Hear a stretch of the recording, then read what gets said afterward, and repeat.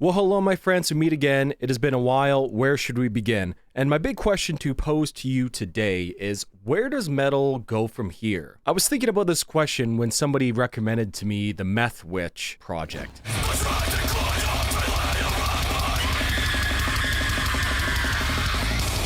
In which I was sitting there thinking to myself, like, you can't get much heavier or more deranged or crazier than this and still sort of be within the frame of metal music, right? Think 2 guitars, a bass, a singer, and a drummer, right? That's sort of the base foundation of metal. Of course, you know, you can substitute in and out a couple members, but, you know, bass, guitar, drums, singing, like that's, you know, the recipe for metal. And as I was listening to Meth Witch, it really just hit me. It's like, wow, the production and everything like this is just so crazy heavy and so crazy intense that ultimately, like, where do we go from here? Peak oil was described as like the peak consumption of oil, peak production, and everything after that would be down.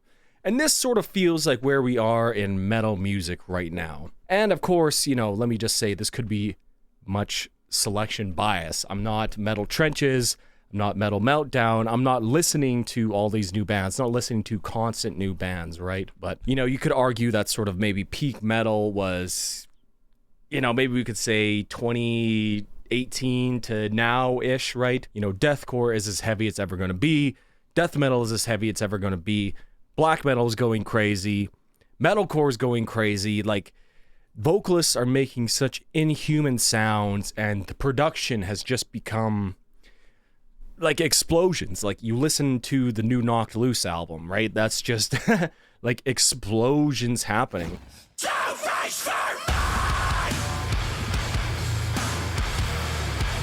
And don't get me wrong, like, I like a lot of this music. You know, that Knocked Loose album I really, really liked, but at a certain point, it feels like just the race to be the heaviest thing possible is sort of detracting from the overall meaning and the songs of it all. And of course, this could just be, you know, me being a 30,000-year-old boomer here, yelling at the clouds, like, oh, those damn kids and their crazy heavy music. But man, like, the production is really just getting very grating on my ears. Like, I liked, you know, not even liked, I really, really loved the new Knocked Loose album, but now I find it hard to listen to more than like 2 or 3 songs from that in a row, just because the production is just so grating on my ears. It's too much, right? I think that's why I gravitate to a lot of the older, you know, 90s metal. That was sort of, for me, when production peaked.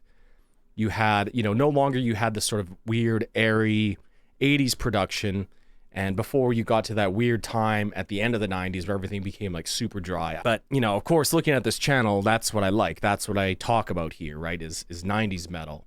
And I was thinking to myself, you know, I really want to do something from this millennia, right? To make a deep dive on a song from this millennia. Or even, let's say, from the 2020s so far. And I was just thinking to myself, what song? You know, and the one song that really spoke to me that had some sort of deep, ingrained meaning to it was Constance by Spiritbox.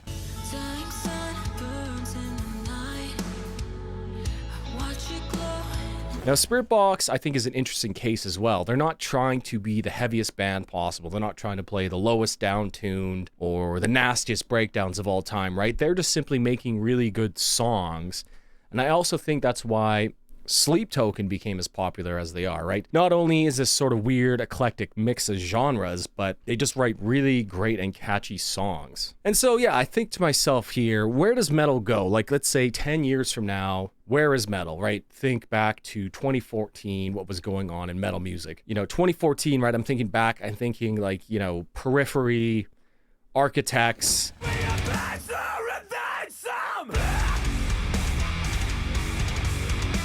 Lost Forever, Lost Together just come out, and that down-tuned, really heavy, djenty sound with the crazy production became the sort of standard, and more or less that has sort of continued and seeped over into all genres, more or less. And that's sort of why Absolute Elsewhere by Blood Incantation really sort of stood out to me. It feels very anti-modern metal in that sense, right? It's very spacey and airy. The production isn't so crazy compressed.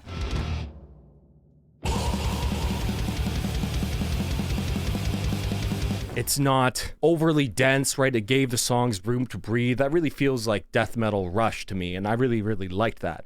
I also really liked Thy Catafalque's newest album as well. That was very also sort of like anti-modern metal.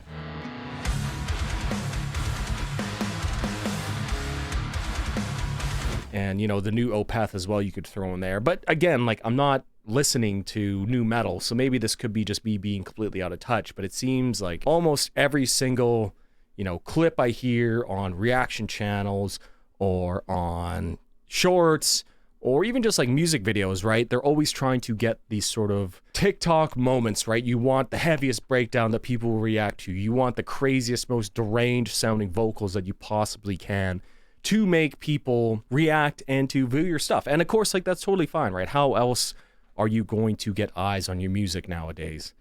Ears on your music, right? How else are you going to do that? I don't know. It just really seems to me like we've reached a peak. Like, where do we go? Guitars can't really get more down-tuned, can't really get much heavier production. You know what I mean? You can't really play much faster than like Archspire before it becomes just complete noise and people can't even recognize sort of what's going on.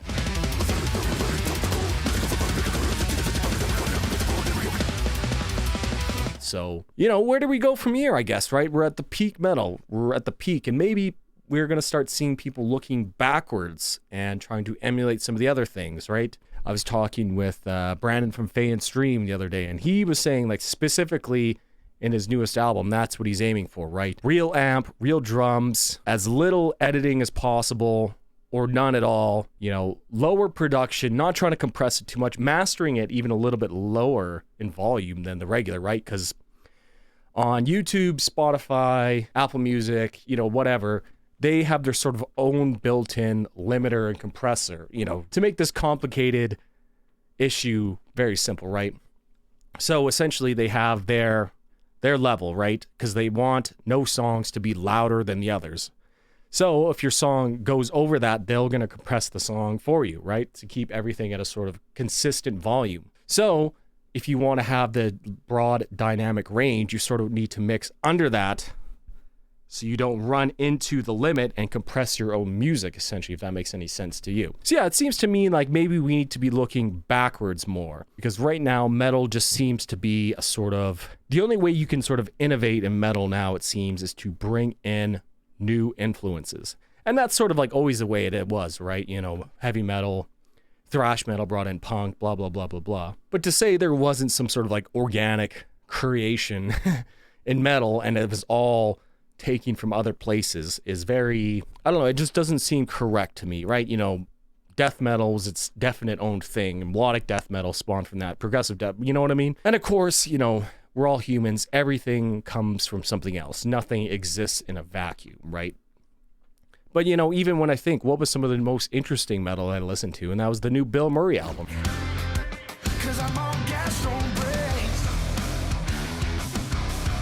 That was because it took the sort of modern metalcore sound and brought it in with country music. And I thought that was very, very interesting. You know, of course, we've seen like rap metal, EDM metal, trance metal, you know, Bloodstained Child.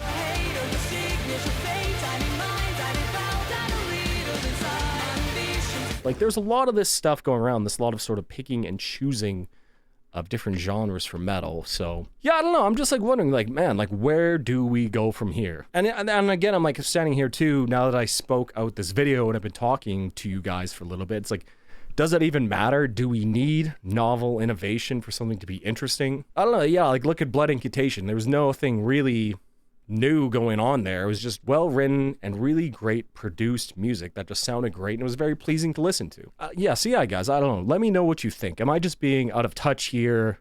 Am I not listening to the new stuff? You know, I know there's a lot of throwback bands out there, but they're not really getting that much attention. You know, even when I listen to these sort of legacy bands who've been around for a while, the production is just so bad, man. Dude, I just can't get over the production. Like, my ears are tired. Like, I need to go back and listen to like 90s metal to like refresh my ears, essentially. Yeah, I don't know, guys. Am I just being completely out of touch and obtuse about this subject? Or, you know, where do you see metal going, right? I was saying earlier, 2014, the jet metal has sort of been the standard or like low tuned. Like, do we need to start tuning up?